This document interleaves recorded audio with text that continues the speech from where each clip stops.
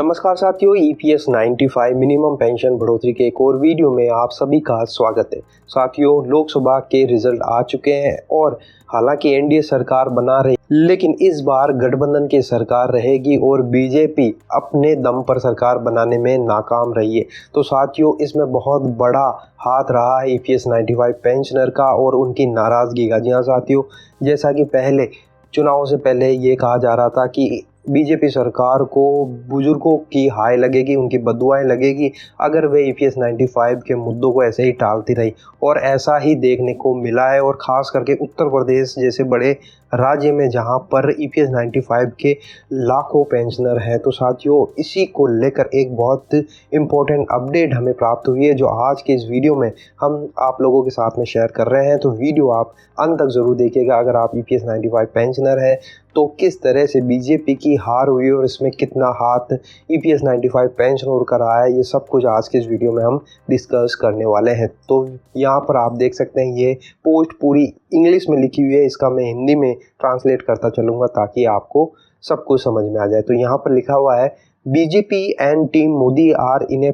precarious condition depending on two allies, TDP and JDU, which are past masters in extracting concession from major alliance partners. तो यहाँ पर ये कह रहे हैं, बीजेपी की टीम और मोदी दो बड़ी पार्टियों के अलायंस पर डिपेंड है। वो है टीडीपी जो आंध्र प्रदेश की पार्टी है और जेडीयू जो बिहार की पार्टी है, जिनका ट्रैक रिकॉर्ड रहा है कि वे हमेशा अलायंस से अपना रिश्ता तोड़ते रहे हैं। Modi ji can't ride roughshod as he did in 2014 and 2019। Modi ji अब उस तरह से नहीं चल पाएंगे जैसा कि उन्होंने 2014 और 2019 में किया था। Team Modi can be effectively pressurised since Maharashtra, Haryana and Delhi assembly election are due soon.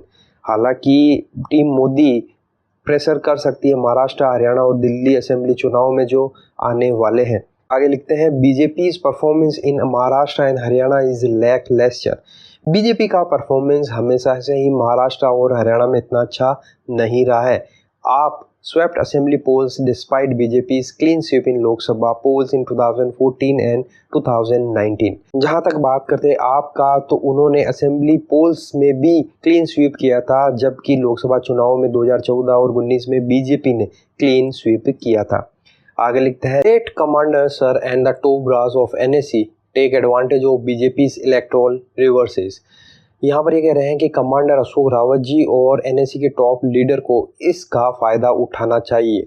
Straight appeals can be made to Chandrababu Naidu and Nitish Kumar, यानी कि चंद्रबाबू नायडू जो आंध्र प्रदेश के लीडर हैं और नीतीश कुमार से सीधी बात करनी चाहिए। Through Hema Malini ji re elected from Mathura, the third appeal to the PM can be made.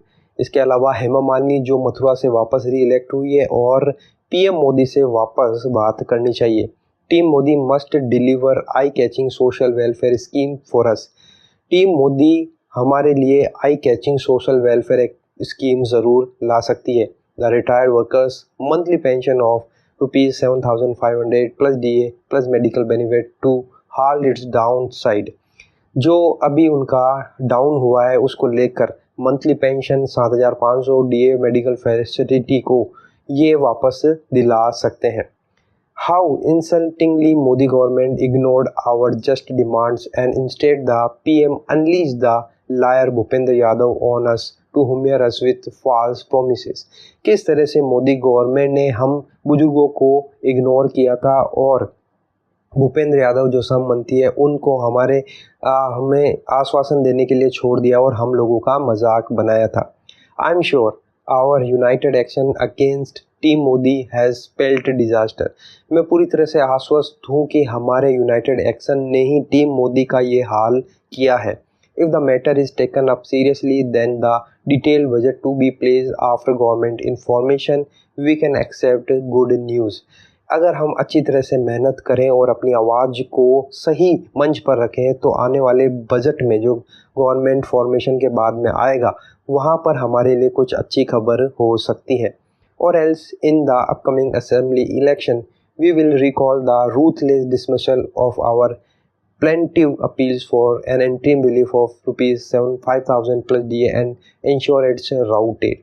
इसके अलावा हम ये भी कर सकते हैं, जो अपकमिंग असेंबली इलेक्शन यानी विधानसभा चुनाव आ रहे हैं, वहाँ पर फिर से हम हमारी आवाज़ बुलंद करें और जो भी हमारी डिमांड है और अंतरिम रिलीफ एटलीस्ट 5,000 प्लस डीए के लिए हम बात कर सकते हैं। तो साथियों, यहाँ पर आप देख सकते हैं इस पूरी इन्फॉर्मेशन में एक ही बात निकल कर आ रही है कि जो भी अभी बीजेपी का हाल हुआ है इतने बड़े जनाधार के बावजूद भी, तो वो EPS 95 पेंशनरों का गुस्सा ही दिख रहा है, क्योंकि बहुत सारे बड़े बड़े राज्यों में जहाँ पर EPS 95 पेंशनरों की संख्या मौजूद थी तो उन्होंने इनके अगेंस्ट में वोट डाला है। तो इसी कारण से बीजेपी अपने दम पर सरकार बनाने में नाकाम रही है और अब उनको गठबंधन के सारे ही सरकार चलानी पड़ेगी।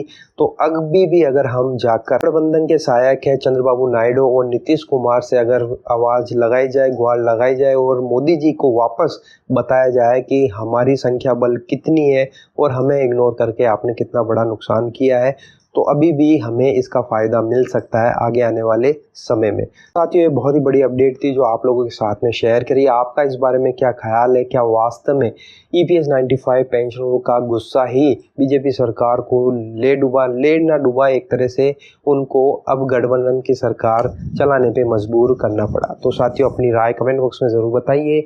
वीडियो आपको अच्छा लगा तो लाइक शेयर कर दीजिएगा। फिर मिलते हैं एक नई वीडियो के साथ में। जय हिंद, जय भारत।